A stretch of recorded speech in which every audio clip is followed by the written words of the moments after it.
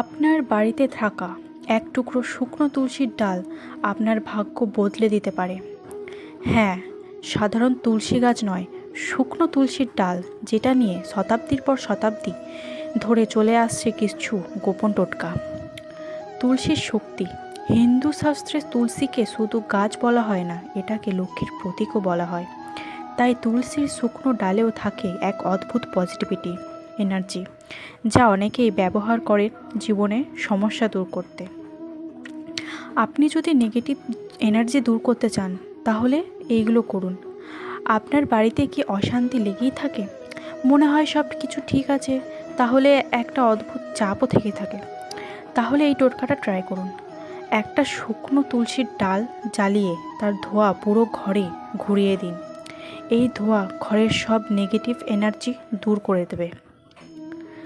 অনেকেই বলেন টাকা আসে কিন্তু থাকে না।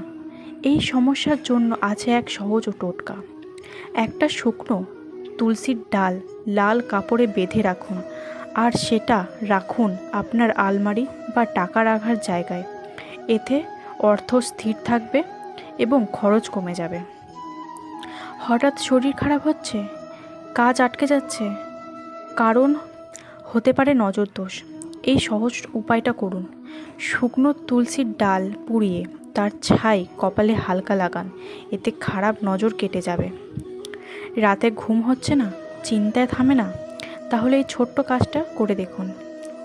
একটা শুকনো তুলসীর ডাল বালিশের নিচে রেখে ঘুমান, এতে মন শান্ত হবে এবং ভালো ঘুম আসবে। কোনো গুরুত্বপূর্ণ কাজে যাচ্ছেন, ইন্টারভিউ, এক্সাম বা নতুন কিছু, বেরোনোর আগে তুলসীর ডাল হাতে নিয়ে নিজের ইচ্ছা মনে মনে বলুন, তারপর সেটা রেখে বেরিয়ে যান। এতে কাজ সফল হওয়ার সম্ভাবনা বেড়ে যাবে। আপনি কি আগে এই টোটকাগুলো জানতেন? কমেন্টে লিখে জানান আপনি কোনটা ট্রাই করবেন। আর এই রকম রহস্যময় ভিডিও পেতে চ্যানেলটা সাবস্ক্রাইব করতে ভুলবেন না।